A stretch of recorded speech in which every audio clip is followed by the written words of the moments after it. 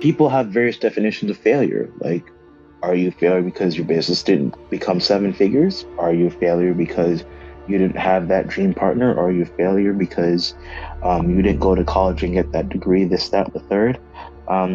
I'd say to people, it's kind of up to you. Like, you need to define what success means to you and what failure means to you. They are called failures, but we can actually turn them into an opportunity. And again, that puts us as a driver's seat. Either we are the one writing the rule, now we are the one interpreting the script. So we choose what we do with that. That is powerful. What can I learn from that? And what will I do next time? And that's what I've been doing this year. When I'm doing people's books, and you've got this time frame, and you want to do this, and you've got the format of the editor, and this is going to happen. You've got all the time frame. You've spoken to your client. This is how it's going to go. And then something happens, and you're like, oh my goodness.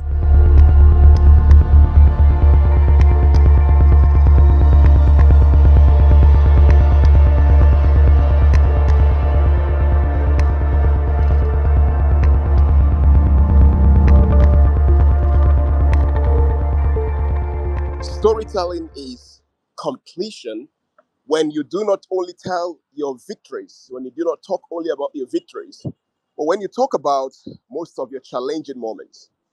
There is this structure that I use when I train most of my clients. I tell them that the first paragraph in your story, in your narrative, should embody some negative experiences you had. I realized that one of the easiest ways to capture the attention of the people listening to you and anybody involved is when you effectively use your negative experiences in the openings. And what I mean by that is very simple. In about 4 to 5 lines, let's say 4 to 5 to 6 lines, what you should do basically is to effectively have a way to use what must have happened to you to reduce it into a line or 2 lines of thoughts. And now the second paragraph should entail what are the basic lessons and what are the highlights, what are the statistics, what are the revolutions, not resolutions now, but the revolutions around what must have happened to you. And then you move straight onto the other paragraph, which has to do with what exactly would you like to talk about in terms of your your resolution. Now the resolution is different from the revolution in your story. And now the final part has to do with the call to action.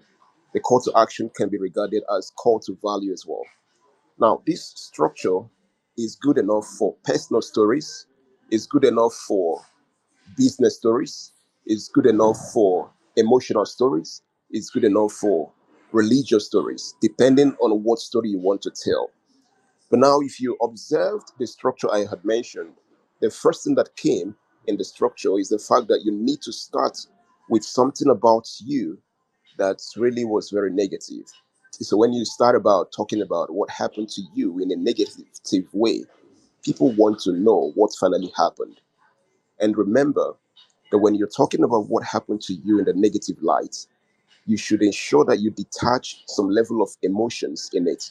Because when you infuse so much emotions to that, you might end up disconnecting the people listening to you from the message in it.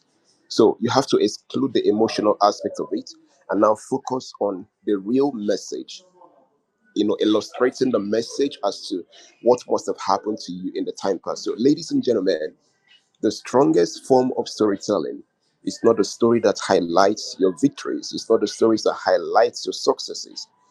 They are stories that tell a tale about where you're coming from. And the worst thing you would ever do is to tell a fake story. Telling a fake story reduces the authority of your message, reduces the authority of your personality, reduces the authority of what you represent. The LCM of my conclusion, my submission, at this point is very simple, ladies and gentlemen. Don't ever tell a story that is devoid of your negative experiences, and never ever tell about your negative experiences devoid of a story in it, because you use a story to illustrate the message. My name is Izo Samuel. I yield the mic over to you, Mr. Obehi. Thank you so much for that, Izu. I like everything you said, but the concluding part was really very intriguing. It sort of was prompting me to sort of remember what Dr. Chido Achebe, I think, was saying at one point, that words are like actually talking of verses or proverb, are like the palm oil you used to eat. You used to eat the roasted yam. Okay, only some people will understand the intricacies of that. If you have eaten a roasted yam, so I like the way you're playing around there. That is very important for me. Thank you. Okay, the first person that jumped on the room just now, I think that was Andrew Paul, if I'm not mistaken. Then, of course, the mic is going to be yours now. And remember, the topic of today is how to leverage failure stories in our business. So the mic is yours. What is your take on that? Alrighty, thank you, everybody. Good morning, good afternoon, good evening from wherever you're listening to in the world. My name is AP. So three perspectives I want to share real quick on how to leverage failure when it comes to business, right? First thing, I think about that saying, right? That you are given this mountain, whatever mountain it is in your life, to show other people that aren't having that mountain how to move that mountain, right? Whatever problem you're facing, whether it be bankruptcy, whether it be debt, whether it be, fighting addiction, you have that problem in your life, and you are there to show people how to move that mountain, what you did to move that mountain, right? Show them it's not impossible to overcome that. So keep that in mind, that idea of, hey, I have this challenge in front of me. I'm going to show the people around me how I can get over this, how they can do the impossible, right? That's my first perspective I want to share this morning. Second thing I want to share about the idea of failure in relation to storytelling is that storytelling is in our DNA as human beings. The world that we know of that has existed, right, is lying on the bedrock of story. We've been telling stories since the dawn of human history, right? Primarily help us to understand ourselves, to understand other people, to understand how this world came to be, right? Think of the big three religions. Think about the stories of nations, the stories of cultures, right? We are immersed in story. We use it to communicate truths to each other. We use it to communicate values to each other. We use it to bond with each other, right? Storytelling is what makes us human, right? So when you use that in a business sense, you are telling your customer base, hey, I'm not this cold-hearted, unfeeling business machine. We are a human organization built by humans, right, to serve other humans, right? So it really adds a level of personability and relatability, right? That's my second thing I want to say, right? So leverage those stories importantly. And I think my third thing, the most important thing I've learned when it comes to failure is this. I think we've been raised with this idea that failure is automatically bad. Like, oh my gosh, you failed. Like, what's going on? Ugh, no. Here's the thing, and I don't remember who said this, but I'm gonna have to think of the person who said this. Don't fear failure. Fear more succeeding at things that don't matter, right? I think a lot of us are like, oh my gosh, failure. I can't do that. But what if you spent your life succeeding at things that ultimately don't matter in the end, right?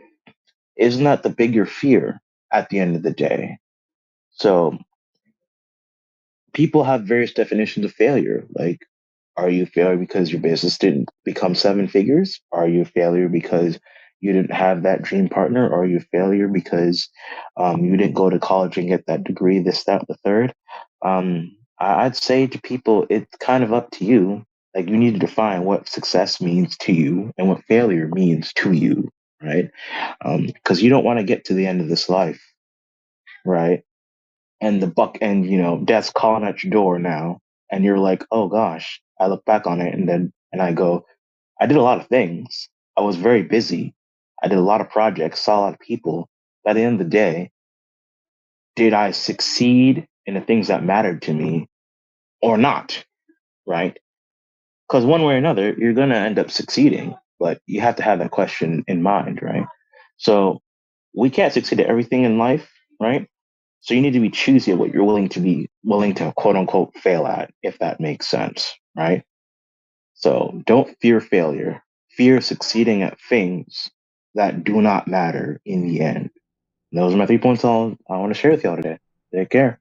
That's so lovely, Andrew. That's so lovely. If I did touch on something that I sort of keep this in my mind all the time, and this is it, that sometimes people say, you have made it. No, I said it before at the beginning of this room. The Nigerian is very common for us. They say you have made it. It don't hit. You say the person don't hit. No. And when they usually say this, they are referring to maybe you have built a big house or you have built a big car, and like no one else in the city, and so you are the one. You are the real guy now. But the question sometimes is, why are you allowing people to define what success is? Because success is not just universal like that. Yes, again, we are coming back to those things where people say, but these are already predefined. No, nothing is predefined. Okay, let me explain what I mean. What if I am a thief? If I go to rob and the police catches me, I did not succeed that day. That was not a success for me. But now, try to see if you were looking at the story from the point of view of the police, that is a success. So it is not just universal. So what I just want to point out there is that we should be bold enough to define what success even means to us. What does it mean for you, success? Is it like you just want to appease to the people that are there, that are hailing you? Hey, yeah, you are a good guy, you are a good guy. That is not what it means. You need to be the one to define what is success to you and what is failure to you too. Because sometimes in life, we have objectives, we are going somewhere, we have set goals for ourselves. This is December 2023. Most of us already have plan of what we want to do in the year 2024. Now, how you are going to know whether you are failing or succeeding, which of course most of us are going to do, is going to be based on the goal you have set for yourself. Not on somebody else, maybe somewhere in Africa who is saying, okay, my brother didn't do this or didn't do that, or somebody who is on the other street looking at you and saying, you didn't do that, you didn't do that. The person doesn't know what your goal is. So I can never give any person the privilege to determine what is my success or my failure, because I set the goal for myself. So I really want to thank you so much, Andrew, for that. I could actually spend a lot of time on that because it is personal to me.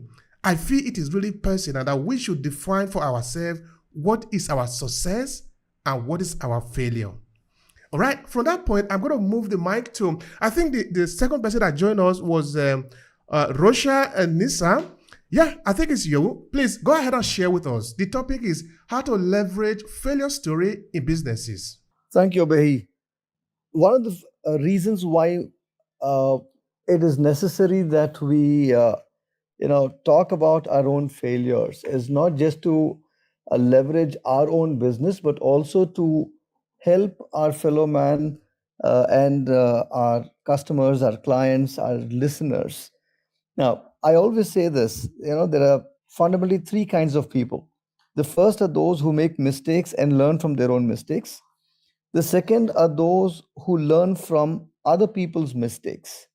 The third are those who keep committing blunders but never actually learn any lessons at all. So, when you actually commit a blunder, or when you commit a blunder in your business, you could start using that very blunder as a learning key point, not only for future action, but also for your own associates. Now, what are the areas in which one could actually leverage one's business from failures? The first is risk assessment and mitigation. When you analyze failure stories, that would actually help you understand all the kinds of risks which are associated with the different decisions that you've been taking. It teaches you the significance of thorough risk assessment and also calculated risk, coupled with, of course, the effective mitigation strategies that you will actually have to adopt. This kind of insight will actually enable you to take informed decisions for future action. So, the first way in which failures can be leveraged in business is in the domain of risk assessment and mitigation. The second is in terms of continuous learning and development. Now, unless we move from where we are to where we ought to be, we are not going to have any kind of definitive action in terms of accomplishing the goals or the objectives that have been set out or that have been laid out by the company. So, failure stories will actually emphasize the value of a learning mindset. Do you actually have a mindset that is open to learning and correction? If it is not one that is open to learning and correction, then development is not going to be a uh, natural outcome of your own process. So it is imperative that we actually encourage a culture of continuous improvement, a culture of learning, a culture of growth, a culture of development. When every setback actually becomes an opportunity for us to gain a lot of insight, apply knowledge, and also enhance our own skills. This kind of approach will help us foster innovation and adaptability in the long run. So, the second way in which failures can actually be leveraged in business is within the domain of continuous learning and development. The third is in terms of our relationships. Uh, when you actually assess a lot of failures, in most cases, these failures actually occur due to uh, poor communication models that companies have adopted. So, this would, as a matter of fact, help you entrench your communication models, and that will lead to better or stronger relationships with your clients, with your associates, and with cross-functional teams. When you do that, you will actually underscore the significance of understanding who your target audience is, how you've been communicating with them, and how you will actually have to make amends wherever necessary. This would also help us seek customer feedback to ensure that our customer is able to understand that which is actually being put forth. If that kind of customer feedback is not is not garnered, then you will end up speaking in a language that is not understood by the intended target group, and if that is what actually transpires, then the very objective of communication itself is lost. So the third domain in which failure can be leveraged in a business is in the domain of communication. That's about it. I'm Roshan Nisar. I'm a career coach. I help people with job search and career advancement. Okay. I also counsel people both at a personal level and at a professional level.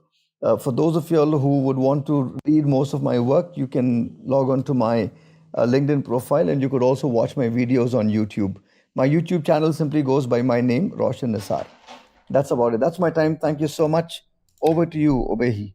Thank you so much, my friend. I appreciate that. That is highly appreciated. Thank you so much for that.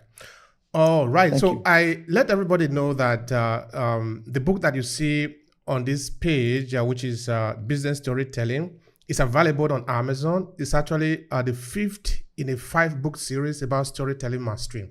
How it come about is that we believe that storytelling is fundamentally important for us in our businesses and in everything that we do. And of course, that have come to condition everything that I do today, which is also a part of my storytelling, in that one day I decide to learn about the presence of Africans in northern Italy, because Italy is far away from Nigeria, where I'm coming from. So have you see these people, I have see myself in their journey. I felt it was necessary to tell this story. At the time, I didn't attach any business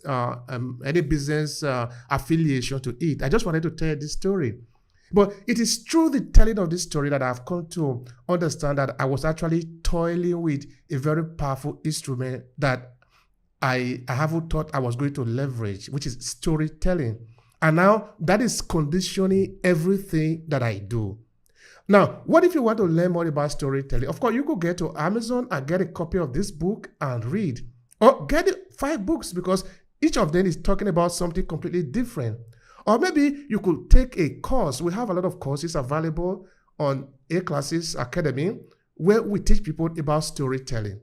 Now, why am I saying that? I'm saying that because this room is not enough for us to go into the intricacies of what is actually meant by storytelling, because there are a lot of things that we need to learn in story for us to be able to succeed in leveraging it. Because what you don't know, you cannot leverage. And until you master something, it is going to be pretty difficult for you to actually leverage it.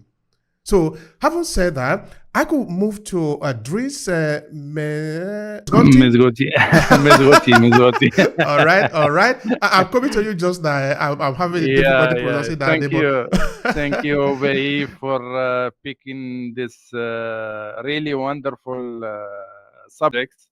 So, my name is Dries. I am from Morocco. And actually, there is a lot to unpack from what our friends were saying. So, but I will try to be fast. And also, I'd like to, for my friends to like learn something practical.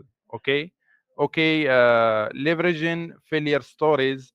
I can first of all talk about failure. In my opinion, there is nothing called failure. Why we are saying that there is failure? We are saying that there is failure because we are expecting something to happen, and this thing doesn't happen, and we call it failure. Because as human beings, we have like a huge ego that we are supposing that we know everything about the universe, how it should be happening. So if anything happens uh, the opposite of what we are expecting, we call it failure. It's not nothing failure in the universe. Everything is precise, everything is planned, and there is no coincidences. If we live our life like this, we will be very happy, will be very successful. So I will get practical now. As marketing consultant on LinkedIn, I am helping my clients to get clients on LinkedIn. Okay, so I will tell you a story. So every day, like every day, I am getting, I am knowing, and I am getting to know new people on LinkedIn. Okay, and most of the time, these connections transform to partnerships or to friends or to business. Okay, so I will tell you just one story. Just one story. So I was listening to a podcast like this one, and the guy or the host of the podcast was talking about technology. Okay, so after the podcast finished, I sent him like a thanking him, like a note thanking him that I appreciate the podcast and I was very happy about the subject, etc., etc. And after that, he posted like a post about technology and the history of technology. And so I commented on this post, but I read it carefully, and I wrote like a long comment. Okay, so I could have not commented, not reacted to the post, because I thought, okay, I will not comment. Maybe he will not like it, so I will like fear the failure. So that I want you to grasp the difference. If I don't comment, if I don't react to his post, to his podcast, what will happen? And now, what is happening in reality? I commented on the podcast. The guy told me, I appreciate your support. What do you think about a meeting? Okay, so we met after 1 week, and he was talking, the guy who was talking almost 1 hour, like 53 minutes. Okay, and I was just listening, and I didn't have any agenda to sell him anything. Okay, just listening and appreciating his experience. Okay, and asking questions from time to time, just active listening. And when he was like at 53 minutes, he told me, sorry, I didn't ask you what do you do. So I told him my services, and he told me, okay, you are the one I am looking for. Okay, you are the one I am looking for, you have to work with me. Okay. And after the meeting finished, I told him, okay, I will help you, no problem, without any money, no problem. So after the meeting finished, he sent me. Okay. He sent me like a message, and he told me, I really appreciate you. I love the discussion, and you have to send me your fees because you have to help me. Why I am saying this? I am saying this just to tell you that don't be afraid of failures, especially on LinkedIn. Try to connect with people. Try to build like meaningful connections, and don't try to sell from the beginning. Don't try to sell. Just build connections. Be open to know new people, to meet new people, to help new people, because nobody knows what will happen for you or for me or for anybody, because nobody knows. We are just in adventure in this life, and we should appreciate it. And if we live like our life like this, surely we will get success, we'll get happiness, and we will get many things that is good. And we don't have to label things and adventure, this bad, this good. It's nothing bad, nothing is good. It's the things are the way it is. So this is my philosophy. Thank you, Obehi, for the opportunity. And yeah. Thank you so much, brother. I appreciate that. That is a lot of value there. That is a lot of value there. Anytime that we are talking about the neutrality of things, it always reminds me that the power is actually being put in our hands. In that, if you know now that you have a canvas which is plain, you are the one to write anything you like on it. That gives power to you. Unlike maybe when somebody say, hey, everything have already been predefined, just come and manifest it. You don't really have much role there to play. You are just going to play according to the rules of another person. But we see now that the society is designed by people who are crazy enough to believe that they can do this. There are other people who believe that where they don't have to break the rules, where the rules in most of the cases are made for the amateur. Of course, we need to play at different level. Okay, I'm not going there, but what I'm essentially saying is that I really appreciate what you are saying there, Dries. That is beautiful. That we need to understand that it is not simply bad or good. It is up to you. You decide what is bad or what is good. And I think that is what storytelling also helps us to understand that when we are talking of story, we are not essentially saying this is good, this is bad. We are talking of how do we engage with the people. Whatever you say, what can I learn from it? And looking at the conversation of today, whatever have happened, what can we learn from it? Because if even to the point of death, we can see what can we learn from it. There is a message for it. There is a message we can learn from it. Yeah, even up to that point. What if today you lost your work? You just lose your work today as we are talking now. This is not the end of the world. What can you learn from it? All right, now, that is something I was actually reflecting on, which is about how do we develop this mindset of learning? Because we now understand that failures are going to come. There is nothing we can do about that. They are going to come. They are going to come. But how do we develop the mindset of learning from it instead of just beating ourselves up? It happened again. No, it's going to happen. Don't worry. But what are you going to learn from it? How do you leverage that in your business? I want to turn that to Kole, Tanya Kole. What is your take on that in developing the mindset for learning from our mistakes? That's a great question. And it's something that I'm always learning, because we always talk about we want things done a certain way, and it doesn't always go that way. We've all said that. but it is about always reflecting on what it is that you're doing. And if it doesn't go the way that you planned, and like you said, Obi, it's not about beating yourself up, but it is about thinking about, why did it go wrong? What can I learn from that? And what will I do next time? And that's what I've been doing this year. When I'm doing people's books, and you've got this time frame, and you want to do this, and you've got the format of the editor, and this is going to happen. You've got all the time frame. You've spoken to your client. This is how it's going to go. And then something happens, and you're like, oh my goodness. And then instead of trying to brush it under the carpet, or even trying to pass it off onto somebody else, it's being honest and open. We're human, as we've all said, but it's developing that mindset to think, you know what, things do happen, and it's called life.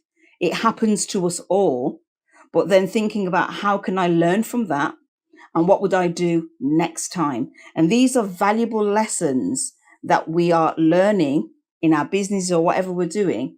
And it's taking that on board, and not beating ourselves up, which is very important. We are going to get setbacks.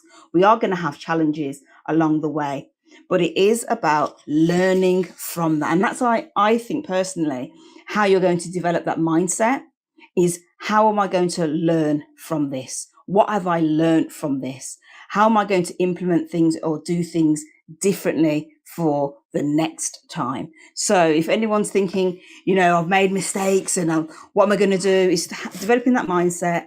It happens. What can I put in place so it may not happen again? What can I learn from it? And I think that's the important thing I want people to take away today, is about, it provides valuable lessons for us, and not to beat yourself up, but failures, we can turn them into opportunities. That's powerful. They are called failures, but we can actually turn them into an opportunity. And again, that puts us as a driver's seat. We are the one writing the rule, and we're the one interpreting the script. So we choose what we do with that. That is powerful. So thanks, gentlemen. Ini, thank you so much. I connect with you, and you get me into such beautiful forums worldwide. So here is my story. So I used to be an augmented reality expert, and I used to give my brochures to clients, and they would say, while your domain and while your prototypes are amazing, the the documents that you give don't have the same life that your models have. So the question is, every brochure that you give me, every book that you give me, somewhere, sometime or the other goes into the dustbin. So when I say book, it's a small booklet. Now, that was a big challenge, which is true. So any brochure usually goes into the dustbin. So how am I going to put life into it? So what I then did is created a platform where in a book, I embed videos. And these videos are dynamic. So when somebody writes a book, there is a huge compromise on what they have in the head versus what they put into the document. It's the maybe fine-tuned 1,000 times, and then it comes into the book. But the amount of storytelling that happens behind the book, the written content, is amazing. What happens in the author's head is mind-blowing. And unfortunately, today there is no technology to kind of capture what is in the author's head and put it into this book. So what this booklet does is that it will allow you to create a series of videos. And every time you open the book looks different, fundamentally because the elements have changed. Based on what you have already consumed, the next part of the content starts loading. Now, this was a small question that a few people asked, and then I created this technology. Now, what is happening is that all the Tata marathons across the world are adopting this technology. And what happens is, all these days, these booklets were a huge waste of asset, resources, and they were killing the green score. But with this, advertising is becoming profitable. Now, advertising always is a spend. Now, because the booklet is viewed, say, by a few thousands of people, every ad slot on every page brings revenue by the hour. So, like is what I am trying to say is there will be failure, there will be questions, there will be a lot of challenges coming at you, but how conscious are you to work on those challenges and turn it around and make it a business for yourself? So the options are endless. Thank you so much. Thank you so much for that. I appreciate that. That is so true. It's so true in that in life, it's always up and down. If you go to see the river, it's not just flowing on a straight line. If the water flowed on a straight line, it cannot flow. You see that it's always moving. It's always up and down, up and down. So it's just a question of how do we leverage that? I think that is where it was important just now before us. Also, Tanya was talking about how do we learn? How do we learn from those challenges? Because the challenges are going to come. Les Brown would say they are going to come in a truckload. So don't be afraid. But how do we really use that in our business? I think that is what we're actually spending the time talking about today. There is nobody with a minimum doubt that those challenges are going to come, because they are going to come. I think that for sure, we have to, that the failure stories they are the stories of our business, really, right? They've been what we spend most, I mean, I can't think of a business where every day is glorious.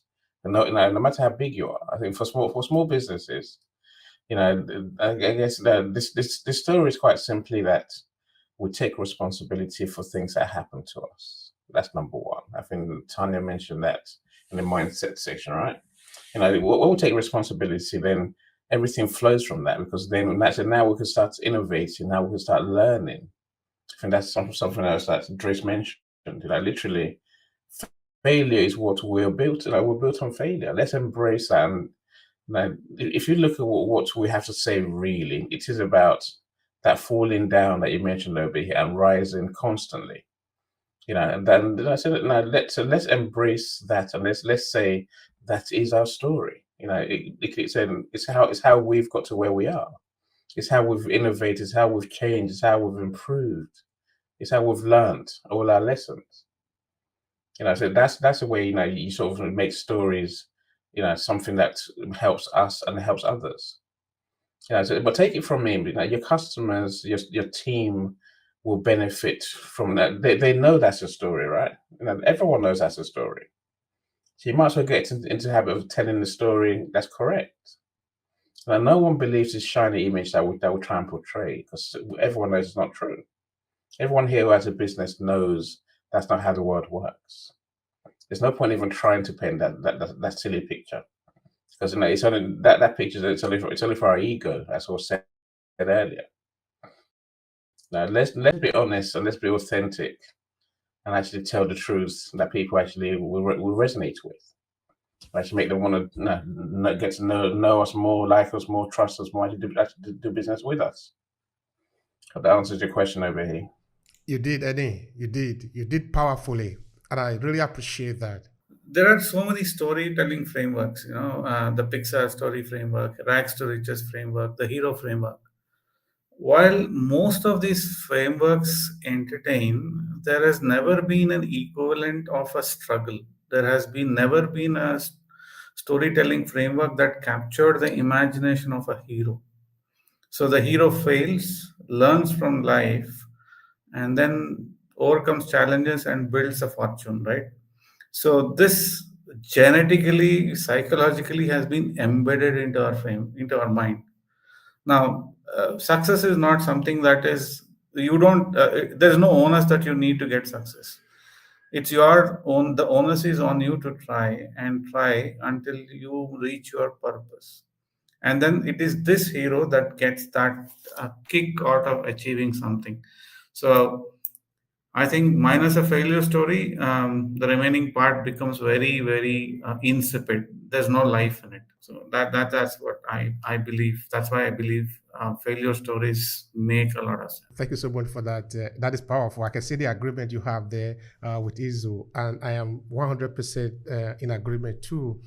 That if you minus failure from what is happening to you, it's like taking conflict out of the story. One time we did a room here where we talked about the role of conflict in storytelling.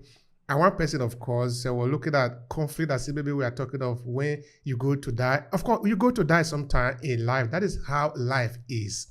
In that life is not just a straightforward experience. Life is an experience to start with, but it's not just a straightforward experience. Okay, I already said that before, making an example of the water.